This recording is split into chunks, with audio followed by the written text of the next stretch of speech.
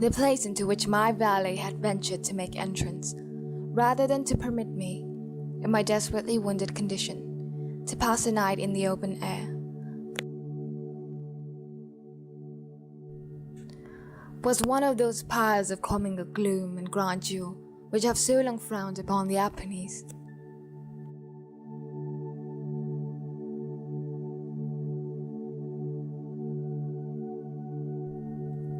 To all appearance it had been, and very lately abandoned.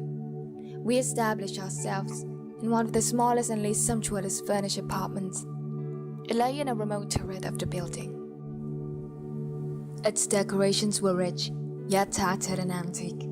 Its walls were hung with tapestry and bedecked with manifold and multiform armorial trophies, together with an unusually great number of very spirited modern paintings, in frames of rich golden arabesque.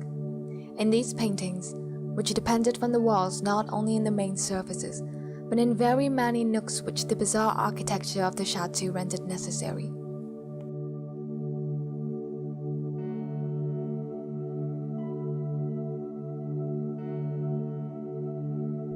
It had caused me to take deep interest, so that I bade Pedro to close the heavy shutters of the room.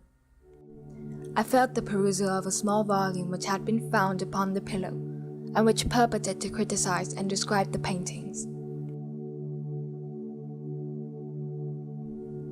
Long I read, and devoutly I gazed. Rapidly and gloriously the hours flew by and the deep midnight came.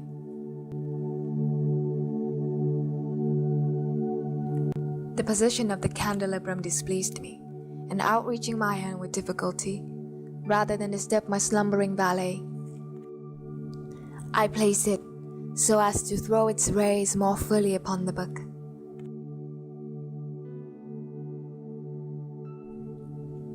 But the action produced an effect altogether unanticipated. The rays of the numerous candles, for there were many, now fell within an niche of the room which had been thrown into deep shade by one of the bedposts. I thus saw in vivid light a picture all unnoticed before. It was the portrait of a young girl, just ripening into womanhood. I glanced at the painting hurriedly, and then I closed my eyes. Why I did this was not at first apparent even to my own perception, but while my lids remained shut, I ran over in my mind my reason for so shutting them. It was an impulsive movement to gain time for my thought, to make sure that my vision had not deceived me, to calm and subdue my fancy for a more sober and more certain gaze. In a very few moments, I again looked physically at the painting. That I now saw right, I could not and would not doubt, for the first flashing of the candles upon that canvas had seemed to dissipate the dreamy stupor which was stealing over my senses, and to startle me at once into walking life. The portrait, I have already said, was that of a young girl. It was a mere head and shoulders, done in what is technically termed a vignette manner. The arms, the bottom, and even the ends of the radiant hijab melted imperceptibly into the vague yet deep shadow which formed the background of the whole. The frame was oval, richly gilded in filigree and moresque.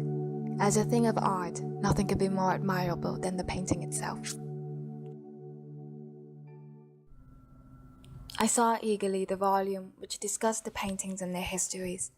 Turning to the number which designated the Oval Potrait, I there read the vague and quaint words which follow. She was a maiden of rarest beauty, and not more lovely than full of glee. And evil was the hour when she saw, and loved, and wedded the painter.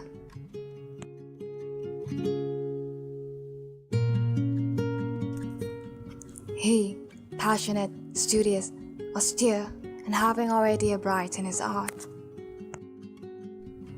She, a maiden of rarest beauty, and not more lovely than full of glee, all light and smiles, loving and cherishing all things, hating only the art which was her rival, dreading only the palette and brushes, and other untoward instruments which deprived her of the countenance of her lover.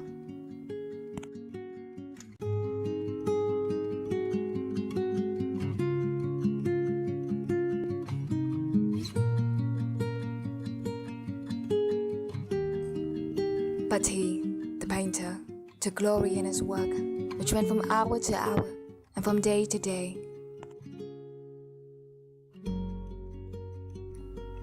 It was a terrible thing for this lady to hear the painter speak of his desire to portray even his young bride. But she was humble and obedient, and sat meekly for many weeks in the dark, high turret chamber, where the light dripped upon the pale canvas only from overhead. And he was a passionate and wild and moody man who became lost in reveries.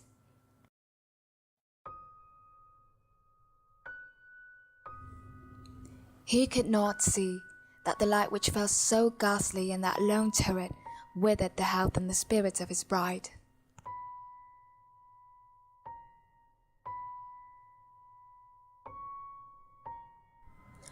Who pined visibly to all but him, yet she complied, uncomplainingly, because she saw that the painter took a fervid and burning pleasure in his task, and wrought day and night to depict her who so loved him, yet who grew more daily dispirited and weak.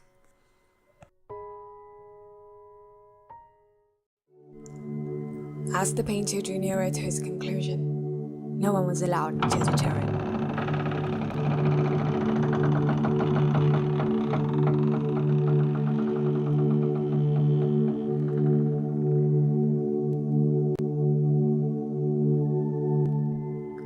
For the painter had grown wild with the ardor of his work, and turned his eyes from canvas merely, even to regard the countenance of his wife.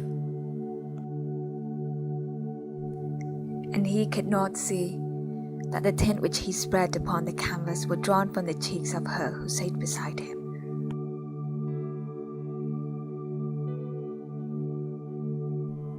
And when many weeks had passed, and but little remained to do so, save one brush upon the mouth and one tint upon the eye, the spirit of the lady again flickered up as the flame within the socket of the lamp. And then the brush was given, and then the tint was placed. But in the next, while he yet gazed, he grew tremulous and very pallid, and aghast, and crying with a loud voice, "This is indeed life itself."